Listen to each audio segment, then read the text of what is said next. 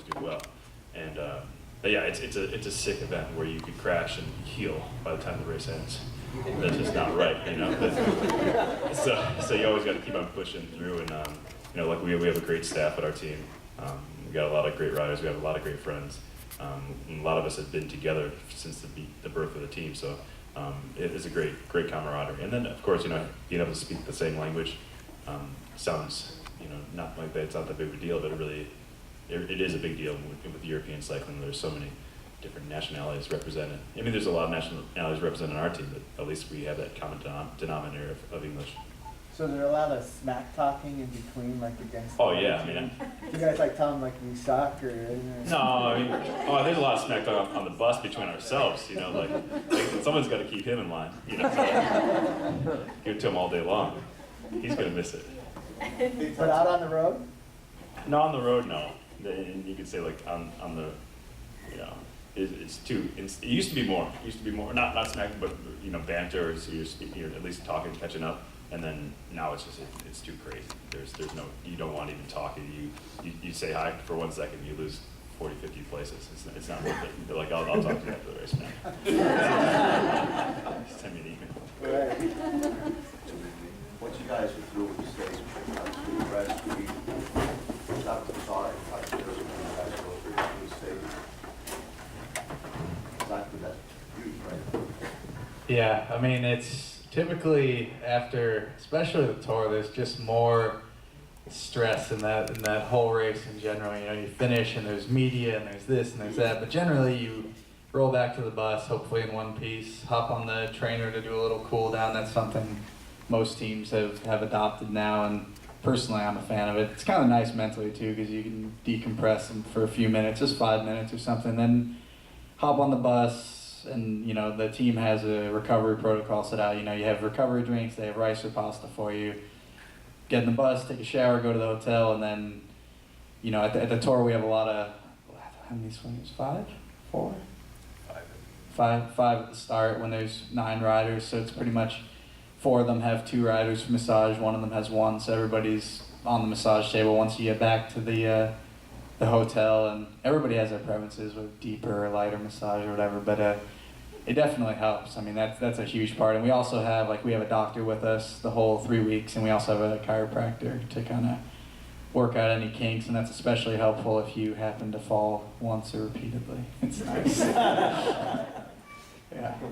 What's the first thing you eat when you actually can eat whatever you want after the tour? That's actually a tough one. Like on this team, I mean, we have, his name is Sean, Chef Sean, and he's such an incredible cook that it's actually, I mean, there are things that like you're gonna go out and get, but the dinners he makes for you during the tour are so good that you're not actually, you know, it's not like a normal race where you're eating the hotel food and you're like, okay, I need to get out of here and have some, like he makes Mexican food on one of the rest days, and he'll make burgers the second to last night of the race, and it's, I mean, there's definitely some stuff. I like going home to California and having Mexican beer and a margarita and yeah, American beer. Or well, yes, eating beer. But yeah, what's your favorite, man? So your caloric intake between stages is pretty high. Oh yeah. Yeah, I mean, that's pretty much all you do is eat all day long, you know. And I mean, there are times you could easily, if you're not racing at the front, you know, in through the finals every day, you could put on weight. It's crazy, but you know, I put on 5 pounds of the Giro this year. Wow. I was proud of that. Wow. So you were in Italy. Exactly. I was in Italy. We were doing horrible. It was snowing. What else are you gonna do? Just eat. So Christian, what's in the future for you? What's it looking at? Are you planning to do any more adventure tours, or? No. You're done? No. That's done. That's done. It's the competitive side is. I have no regrets with that. That's completely done. I'm done with that. But you know, I'm looking forward to hopefully doing some speaking during the Tour de France, maybe with NBC, some commentating, and then yeah, we would, you know, hopefully I hope this all works out, and then you know, I still have some commitments with the team, with Garmin, and doing some sponsorship things, kind of like today in group rides. But apart from that, you know, I've been going full gas and been, you know, away from my hometown for 20 years, and just trying to just settle down and really decide what I want to do. I really have no clue as of right now. I mean, I have a lot of ideas, but I'm not. City of Illinois? I'm in Lamont, Illinois. It's a little suburb southwest. All right, yeah, right. So, but first and foremost, just get to know my family a little better right now. You think earpiece is gonna go away? What's that? You think they're gonna ban the earpieces eventually? The Earpiece. earpieces. Oh, I don't know.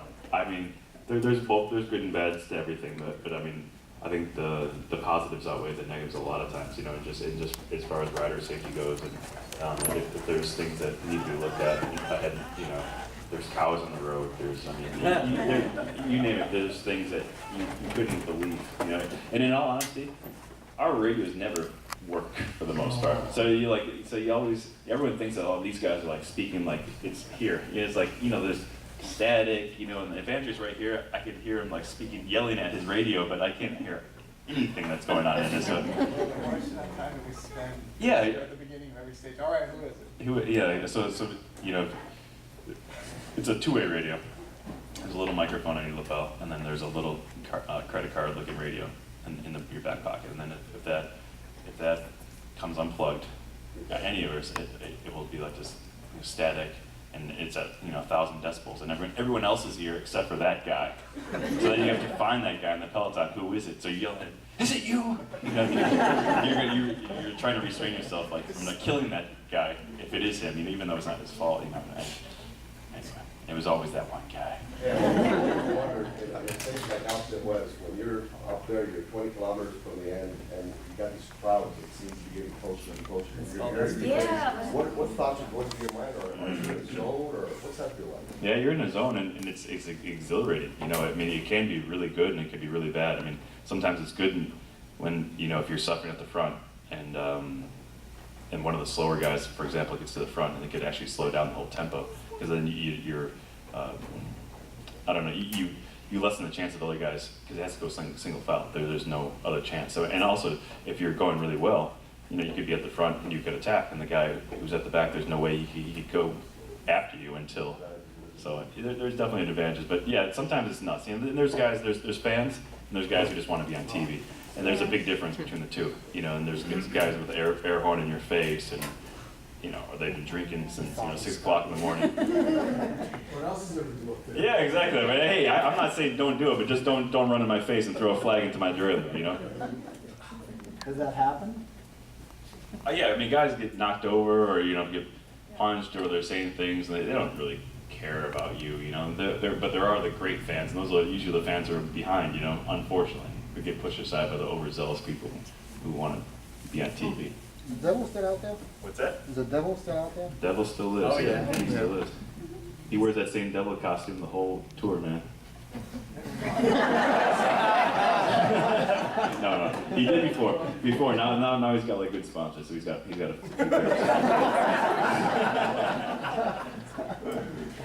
Hey, Andrew, a question. You were kind of like the new American kid on the block in this tour. I mean, you just like came, you know, zoomed way up right from the get-go. Was there any resentment or jealousies from the other American cyclists because you like came out of like nowhere? Who works for TV, huh? No, I mean, there's not that many of us I mean, they're becoming more and more. When you get to the tour, I mean, there's not that many Americans in the tour these days. And I mean, really, what was it this year? Like you, me, TJ, Tommy D. Brent was there, yeah. Okay, so that's like a hand, you know, literally on one hand you can count how many Americans were in the tour, and it's like, you know, the Italians, the Russians, the Ukrainians, they all have like, you know, a bunch of friends. So it's like we're actually we hang out, you know, when you're in the Peloton and everything, and I don't think up front there's not that much resentment. Maybe people harbor it for a while and it builds up, I don't know.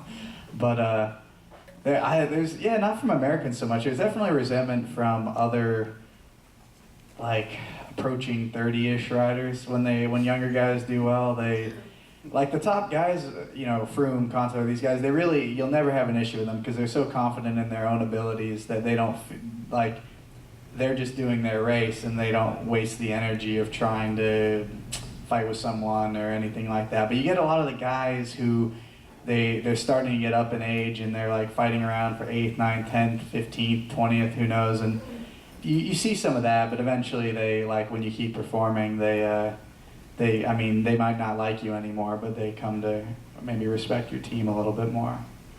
But I think as Americans, we're all pretty supportive, because regardless of who it is, it's like having somebody in the top 10 in the tour, you know, TJ almost winning a stage of the tour. It's like that draws the American, you know, public to cycling and to it in a positive way, especially with all the news that the journalists like to keep throwing up now. So it's it's nice to have positive things to focus on. So we're pretty supportive.